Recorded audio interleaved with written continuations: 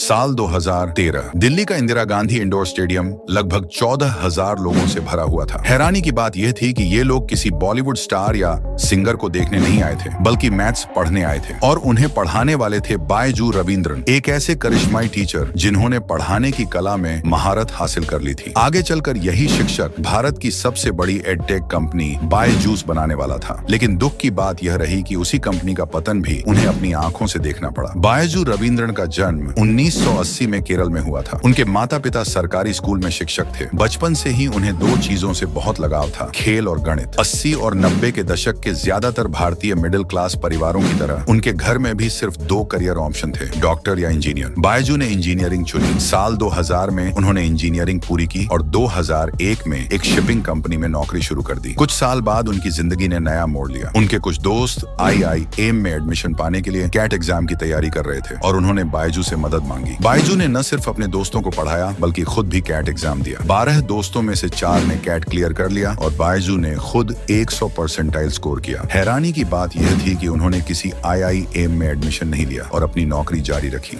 साल 2005 में उन्होंने दोबारा कैट दिया और फिर से 100 परसेंटाइल हासिल किया। इसके बाद वे हर जगह कैट टॉपर के नाम से प्रसिद्ध हो गए और छात्र उनसे पढ़ने के लिए लाइन लगाने लगे। धीरे धीरे बायजू को एहसास हुआ कि पढ़ाना ही उनका असली जुनून है। साल 2006 में उन्होंने BLGU's क्लासेस फॉर कैट नाम से एक छोटा कोचिंग सेटअप शुरू किया। कुछ ही समय में उनकी क्लास इतनी लोकप्रिय हो गई कि उन्हें छोटे कमरों से बड़े ऑडिटोरियम में शिफ्ट होना पड़ा, जहां वे एक साथ 1200 से ज्यादा छात्रों को पढ़ाने लगे। उनकी क्लास फ्रीमियम मॉडल पर चलती थी, पहली क्लास फ्री और उसके बाद की क्लास पेड। बायजू की टीचिंग स्टाइल बाकी शिक्षकों से अलग थी। वे रटने की बजाय कॉन्सेप्ट समझाने पर ध्यान देते थे। जिन छात्रों को बचपन से सिर्फ याद करना सिखाया गया था, उनके लिए यह तरीका बिल्कुल नया और क्रांतिकारी था। यही कारण था कि उनकी फ्री क्लास लेने वाले 10 में से 9 छात्र पेड कोर्स में एडमिशन ले लेते थे। सफलता को देखते हुए उन्होंने बेंगलुरु, मुंबई, पुणे और चेन्नई जैसे शहरों में विस्तार करना शुरू किया। इसी दौरान उनकी मुलाकात कई प्रतिभाशाली छात्रों से हुई, जिनमें दिव्या गोकुलनाथ भी शामिल थीं, जो बाद में उनकी पत्नी और कंपनी की को फाउंडर बनी। उनके कई छात्र कंपनी के शुरुआती कर्मचारी भी बने। साल 2009 तक BYJU's क्लासेस 9 शहरों तक फैल चुकी थी। बायजू लगातार दिन रात काम करते थे और हर हफ्ते अलग अलग शहरों में जाकर क्लास लेते थे, लेकिन हर जगह फिजिकली मौजूद रहना उनके लिए मुश्किल और थकाऊ हो गया था। इसी वजह से उन्होंने बायजूस को डिजिटल बनाने का फैसला किया। साल 2009 में उन्होंने VS80 नाम की सैटेलाइट ब्रॉडकास्टिंग टेक्नोलॉजी का इस्तेमाल किया और अपने लेक्चर 45 शहरों में एक साथ प्रसारित किए। यही कदम आगे चलकर एक विशाल एडटेक कंपनी की नींव बना। साल 2011 में उन्होंने थिंक एंड लर्न LinkedIn की स्थापना की और एक पैशनेट टीचर्स की टीम तैयार की। सबसे महत्वपूर्ण बात यह थी कि BYJU's अब स्कूल ट्यूशन सेक्टर में प्रवेश कर चुका था। उस समय भारत में लगभग 25 करोड़ स्कूल जाने वाले छात्र थे और बायजू समझ चुके थे कि अगर उन्हें हर छात्र तक पहुंचना है तो एक मोबाइल ऐप लॉन्च करना होगा। साल 2013 में BYJU's को मैनिपल ग्रुप से 50 करोड़ रुपए की फंडिंग मिली और कंपनी ने अपना लर्निंग ऐप बनाना शुरू किया। कंपनी ने समझा कि हर छात्र का सीखने का तरीका अलग होता है। कुछ वीडियो से बेहतर सीखते हैं, कुछ टेक्स्ट से और कुछ प्रैक्टिकल एप्लीकेशन से। इसलिए ऐप में इन सभी तरीकों को शामिल किया गया। बायजूस को यह भी समझ आया कि बच्चे अपना ज्यादा समय गेम्स और एंटरटेनमेंट में बिताते हैं, इसलिए पढ़ाई को भी उतना ही एंगेजिंग बनाना जरूरी था। इसी कारण कंपनी ने expert teachers, motion graphics artist, 3D designers और प्रोफेशनल म्यूजिशियंस तक को हायर किया। आखिरकार साल 2015 में BYJU's लर्निंग ऐप लॉन्च हुआ। ऐप के अलावा कंपनी टैबलेट्स और SD कार्ड्स में प्री लोडेड कोर्सेज भी बेचती थी। इन दोनों प्रोडक्ट्स को ग्राहकों से शानदार रिस्पॉन्स मिला। इसके बाद सिक्वोया ने BYJU's में $25 मिलियन निवेश किए और 2016 में मार्क जकरबर्ग की ऑर्गेनाइजेशन ने भी $50 मिलियन का निवेश किया। इतनी बड़ी फंडिंग मिलने के बाद कंपनी का मुख्य लक्ष्य सिर्फ तेजी से ग्रोथ करना बन गया। BYJU's ने सैकड़ों फ्रेश इंजीनियरिंग ग्रेजुएट्स को हायर करके एक अग्रेसिव सेल्स टीम तैयार की। उनकी सेल्स स्ट्रेटजी बेहद चतुर थी। सबसे पहले टीवी पर BYJU's के एड्स चलाए जाते थे। पेरेंट्स एड्स देखकर ऐप डाउनलोड करते थे। कुछ दिनों बाद कंपनी का सेल्समैन पेरेंट्स को कॉल करके घर पर काउंसलिंग सेशन बुक करता था। इस सेशन में सेल्समैन पहले बच्चे के इंटरेस्ट और एम्बिशंस जानकर उससे इमोशनल कनेक्शन बनाता था। इसके बाद बच्चे से कुछ ट्रिकी कंसेप्चुअल क्वेश्चंस पूछे जाते थे जिनका जवाब ज्यादातर बच्चे नहीं दे पाते थे। उदाहरण के लिए सर्कल में कितने पॉइंट्स होते हैं? अधिकांश बच्चे इसका जवाब नहीं दे पाते थे। फिर सेल्समैन बाइजू रविंद्रन का एक हाई क्वालिटी वीडियो दिखाता था जिसमें बताया जाता था कि सर्कल में इनफिनिट पॉइंट्स होते हैं। इसके बाद पेरेंट्स से पूछा जाता था, अगर आपका बच्चा इतना बेसिक कॉन्सेप्ट नहीं समझ पा रहा तो वह बोर्ड्स और फ्यूचर कॉम्पिटिटिव एग्जाम्स में कैसे परफॉर्म करेगा? ये सवाल पेरेंट्स के अंदर डर और गिल्ट पैदा कर देता था। फिर BYGU's का learning programme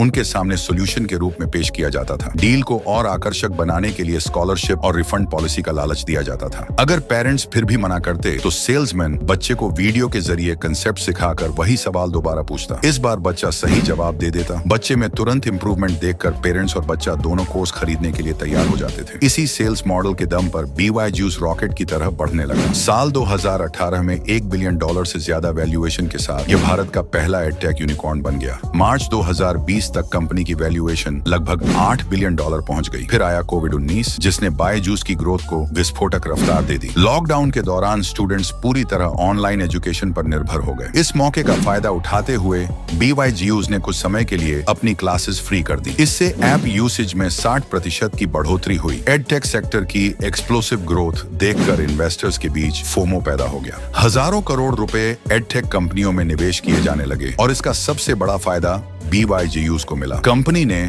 white hat junior, tinker, topper, great learning, epic और ग्रेड अप जैसी कंपनियों को भारी कीमतों पर एक्वायर करना शुरू कर दिया। कोडिंग एजुकेशन में एंट्री लेने के लिए व्हाइट हैट जूनियर को $300 मिलियन में खरीदा गया। इंटरनेशनल मार्केट में जगह बनाने के लिए अमेरिकी स्टार्टअप्स भी खरीदे गए। इतनी तेजी से एक्सपेंशन करने के लिए BYGU's ने $1.2 बिलियन का भारी लोन भी लिया। सबसे बड़ी एक्विजिशन तब हुई जब BYGU's ने ACUSH इंस्टीट्यूट को $1 बिलियन में खरीद लिया। एक 5 साल पुरानी एडटेक कंपनी ने 33 साल पुराने कोचिंग जायंट को खरीद लिया था। मार्च 2022 तक BYGU's अपनी पीक पर था, 58,000 एम्प्लॉइज और $22 बिलियन वैल्यूएशन के साथ। लेकिन इसके बाद समस्याएं शुरू हो गईं। जैसे जैसे पेंडेमिक खत्म हुआ, स्टूडेंट्स और पेरेंट्स दोबारा ऑफलाइन एजुकेशन की तरफ लौटने लगे। बच्चे ऑनलाइन क्लासेस से परेशान हो चुके थे और पेरेंट्स को एहसास हुआ कि बच्चे ऑनलाइन पढ़ाई के दौरान आसानी से डिस्ट्रैक्ट हो जाते हैं। यही BYGU's के बिजनेस मॉडल की सबसे बड़ी कमजोरी सामने आई। कंपनी ने यह मान लिया था कि ऑनलाइन एजुकेशन हमेशा के लिए ऑफलाइन लर्निंग की जगह ले लेगी, लेकिन यह सोच गलत साबित हुई। दूसरी तरफ कंपनी की सेल्स उसकी वैल्यूएशन के मुकाबले बहुत कम बढ़ रही थी। इसका दबाव सेल्स टीम पर डाला जाने लगा। एम्प्लॉइज को 14-14 घंटे काम करना पड़ता था, टारगेट्स पूरे किए बिना ब्रेक नहीं मिलती थी और टारगेट्स भी बेहद अनरियलिस्टिक थे। कई सेल्स पीपल पेरेंट्स पर दबाव डालते थे, गलत जानकारी देते थे और किसी भी तरह डील क्लोज करने की कोशिश करते थे। रिफंड और कैंसिलेशन से जुड़ी शिकायतें भी बढ़ने लगी। धीरे धीरे पेरेंट्स का भरोसा BYGU's से उठने लगा। सबसे बड़ी समस्या यह थी कि कंपनी की यूनिट इकोनॉमिक्स खराब थी। बड़ी सेल्स होने के बावजूद कंपनी ओवरऑल नुकसान में थी। सैलरीज, इंसेंटिव्स, मार्केटिंग और ऑपरेशनल कॉस्ट निकालने के बाद कंपनी भारी घाटे में जा रही थी। 2022 के अंत में खर्च कम करने के लिए BYGU's ने फील्ड विजिट्स बंद करके फोन और जूम कॉल्स के जरिए सेल्स शुरू कर दी। इससे खर्च तो कम हुआ लेकिन कन्वर्जन रेट भी गिर गया। फिर कंपनी ने एक और चौंकाने वाला फैसला लिया, 500 ऑफलाइन ट्यूशन सेंटर्स खोलने का। जो कंपनी कभी एजुकेशन को ऑनलाइन ले जाने की बात करती थी, वही अब ऑफलाइन कोचिंग की तरफ लौट रही थी। सितंबर 2022 में BYGU's ने अपना फाइनेंशियल रिपोर्ट जारी किया। इसमें खुलासा हुआ कि कंपनी की रेवेन्यू 2,428 करोड़ थी, लेकिन नुकसान 4,564 करोड़ रुपए का था। यानी कंपनी हर दिन लगभग 12.5 करोड़ रुपए गंवा रही थी। सबसे हैरान करने वाली बात यह थी कि कंपनी की 80% कमाई टैबलेट्स बेचने से आ रही थी, जबकि सिर्फ 20% रेवेन्यू कोर्सेज और स्ट्रीमिंग से आ रहा था। इससे साफ हो गया कि BYGU's असल में एक एडटेक कंपनी कम और टैबलेट सेलिंग कंपनी ज्यादा बन चुकी थी। इसके बाद इन्वेस्टर्स का भरोसा टूट गया, फंडिंग बंद होने लगी, सैलरीज डिले होने लगी, वेंडर्स के पेमेंट्स रुक गए और लोन रिपेमेंट भी बंद हो गई। जल्द ही अमेरिकी लेंडर्स ने BYGU's पर केस कर दिया। अप्रैल 2023 में मिनिस्ट्री ऑफ कॉर्पोरेट अफेयर्स ने कंपनी की फाइनेंशियल प्रैक्टिसेस की जांच शुरू की। इसके बाद हजारों कर्मचारियों की छंटनी हुई। एम्प्लॉइज की संख्या 58,000 से घटकर 25,000 से भी कम रह गई। कंपनी को सर्वाइव करने के लिए अपनी एक्वायर्ड कंपनियां घाटे में बेचनी पड़ी। BCCI ने नॉन पेमेंट के कारण इंसॉल्वेंसी प्रोसीडिंग्स शुरू कर दी। बाद में में ईडी ने BYJUs पर 9,000 करोड़ रुपए के फीमा वायोलेशंस का आरोप लगाया।